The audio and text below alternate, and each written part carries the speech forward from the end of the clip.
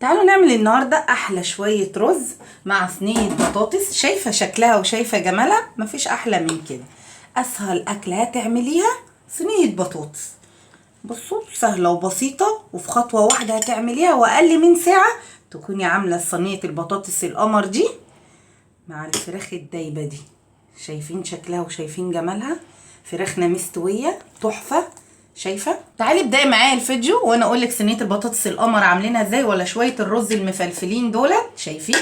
شايفه بقى الصوص اللي نازل من البطاطس تحفه. تعالي ابداي معايا الفيديو وانا اقول لك عاملينها ازاي. اول حاجه انا عاملاها غسله الفراخ ونقعاها ومخليها زي القشطه، وغسلتها معاكم اكتر من مره. خلاص تركنها لي على جنب. مقشرين البطاطس ومقطعينها بالسمك اللي انت شايفاه ده، وحاولي تعمليهم كلهم قد بعض.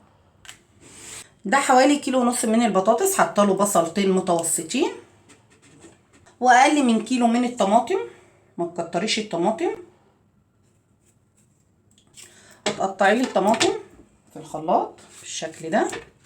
خرطنا الطماطم، هتنزلي لي ببصلايه على الطماطم بالشكل اللي انت شايفاه ده برضه. دي اسهل صينيه بطاطس هتعمليها والطعم تحفه.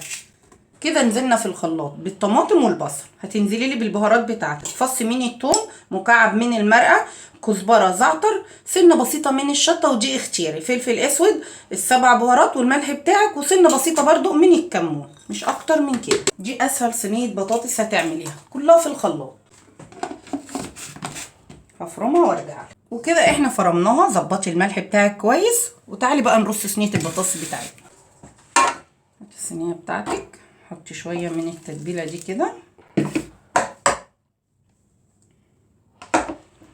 شويه من البطاطس،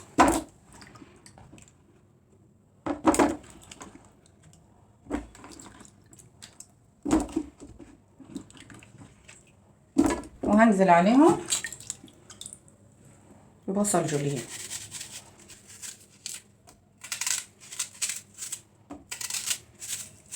شايفين بقى سهولتها وبساطتها كلها في الخلاط. مفيش الا البصلايه اللي هنقطعها احنا واقفين.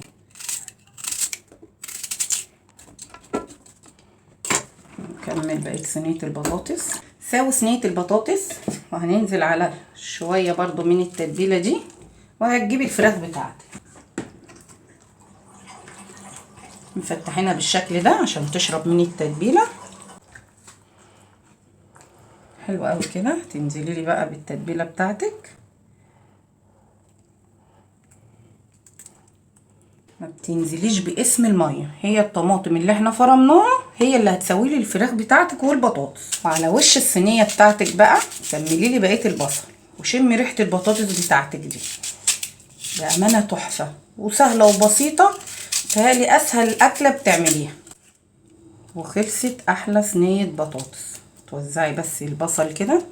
هتحطي على وشها لا شويه من الزيت لا معلقه سمنه حلوه كده. كل اللي انا هعمله هحط شويه ميه صغيرين. شايفين شويه الطماطم بس اللي في الشفشق دولت هما اللي هنزل بيهم بس. وزي ما انا قلت لك هتنزلي على وشها لا شويه من الزيت لا معلقه سمنه بالطريقه دي. وزعيها بس على وش الفراخ